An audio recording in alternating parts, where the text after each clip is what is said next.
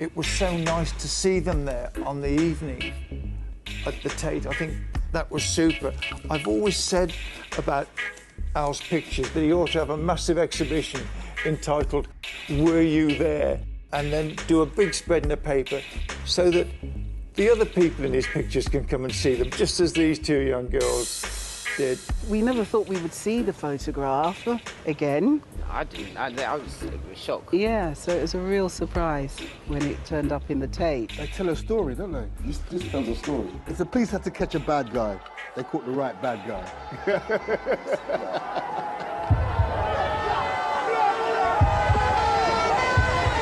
The resentment towards the police was growing and growing and growing until it snapped. You have to defend the front line.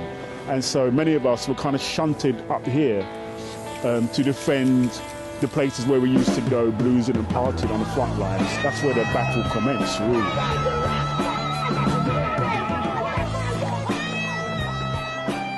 But what black people in Britain are struggling about is they're struggling against police brutality. That's a massive issue.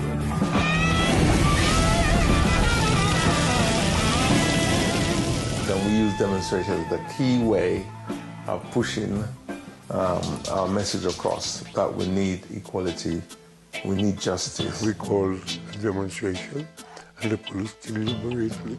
We were going and I was to make a speech at every police station, Notting Hill, Notting Dale, and come back around to Harrow Road.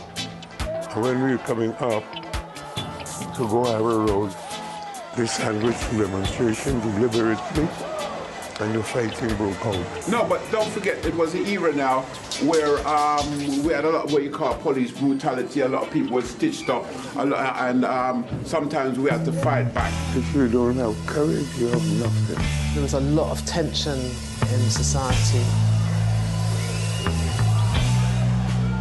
People had been coming here from the Windrush time, and there was more and more people that were coming.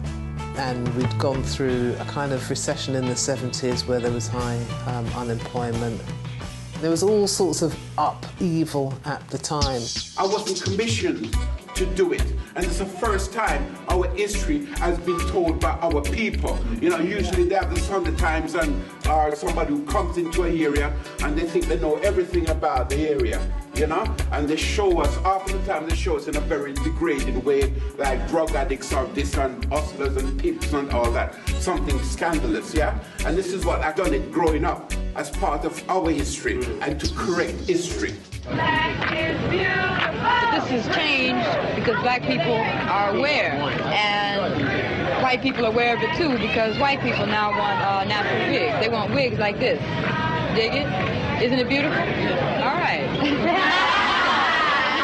Black is beautiful. Freedom. Said I want to free. Freedom. When I first saw this picture, I just thought, wow, the first thing that struck me was like, oh my gosh, look at that healthy hair.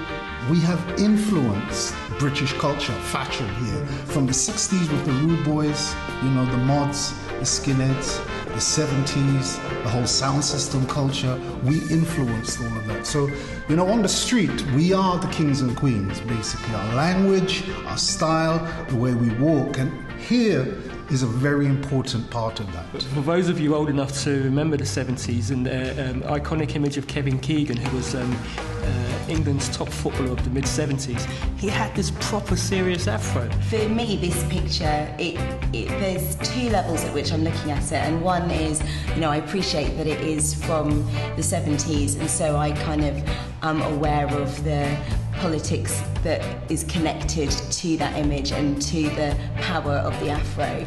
But then in some respects as well, I look at it and I think this could be from yesterday. Vandenberg was a very respected commercial photographer in America, and he gave all that up and dedicated the rest of his life taking pictures of happy people for no money at all. He was a poor man when he died, and he was a poor man when he started taking those pictures.